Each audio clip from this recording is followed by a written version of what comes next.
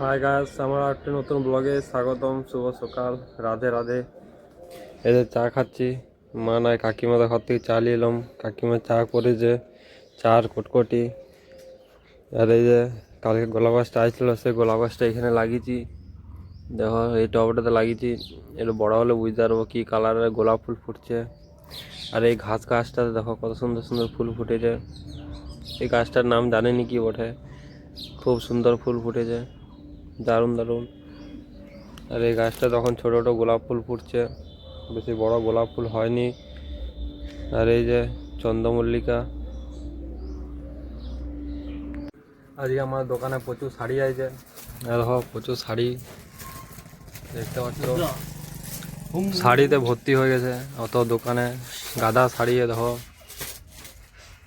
তাঁতের শাড়ি, হ্যান্ডলুম, বাংলাদেশি তাঁত, প্রচুর শাড়ি এসেছে। দুপুরবেলায় দোকান থেকে আসে পরে বেরিয়ে গেছি, দুজন মিলে পোয়া বাগান যাচ্ছি, আমি আর রকি। এখন এই যে মাধ্যমিক পাস ছেলেদের যুবসাথী নাকি ফর্ম বেরিয়েছে, সেগুলো ফিল আপ করে জমা দিতে যাচ্ছি। আজকে ব্লকে ক্যাম্প বসেছে, সেইখানকে যাচ্ছি, ক্যাম্পে সব জমা দেবো ফর্ম ফিল আপ করে। আমরা দুজন যাচ্ছি, আর কয়েকটা বন্ধু আছে পরে আসবে। রাত্রেবেলায় AM টু PM কে এসেছিলাম চা খাওয়ার জন্য, এখানে চা খেতে এসেছি এই রেস্টুরেন্টে।